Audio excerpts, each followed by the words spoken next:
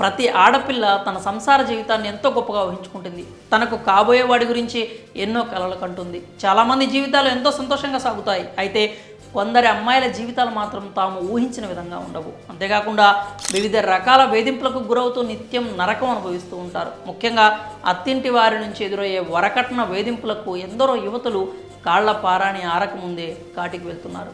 పెళ్ళై ఏడాది కాకుండానే ఓ వివాహిత తీసుకున్న నిర్ణయం అందరినీ దుఃఖ సాగరంలో పడేసింది. పూర్తి వివరాల్లోకి వెళ్తే నల్గొండ జిల్లా చందంపేట మండలం బండమీది తండాకు చెందిన సపావట్ తిరుపతి దస్లీ దంపతులకు ప్రమీల అనే కుమార్తె ఉంది. ప్రమీల రెండో సంతానం. ఈమెను అచ్చంపేట మండలం బోల్గేట్ తండాకు చెందిన భీమ్లాల్ సక్కీ దంపతుల కుమారుడు రామ్లాల్కి ఇచ్చి గతేడాది వివాహం జరిపించారు.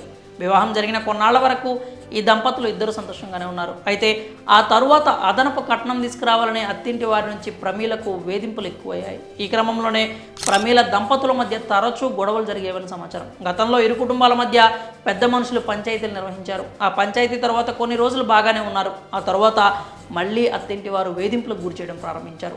విసుగు చెందిన ప్రమీల ఈ నెల 5న పుట్టింటికి వెళ్ళింది. మరుసటి రోజు తల్లిదండ్రులు కూలి పనుల కోసం బయటికి వెళ్లారు. ఇదే అదునుగా భావించిన ప్రమీల దారుణ నిర్ణయం తీసుకుంది. ఇంట్లో ఎవరూ లేని సమయం చూసి ఆమె పురుగుల మందు తాగి ఆత్మహత్యకు యత్నించింది. గమనించిన ఇరుగు పొరుగు వారు ప్రమీలను చికిత్స నిమిత్తం దేవరకొండ ప్రభుత్వ ఆసుపత్రికి తరలించారు. వైద్యుల సూచనల మేరకు అక్కడి నుంచి హైదరాబాద్లోని ప్రైవేట్ ఆసుపత్రికి తీసుకెళ్లారు. అక్కడ చికిత్స పొందుతూ మంగళవారం ఆమె మృతి చెందింది. మృతురాలి బంధువుల ఫిర్యాదు మేరకు కేసు నమోదు చేసుకుని దర్యాప్తు చేస్తున్నట్లు పోలీసులు తెలిపారు. ఇలా వరకట్నం వేధింపుల కారణంగా ఎందరో అమ్మాయిలు బలవుతున్నారు. మరి ఈ విషాద ఘటన విషయంలో తప్పు ఎవరిది? మీ అభిప్రాయాలని కామెంట్స్ రూపంలో తెలియజేయండి.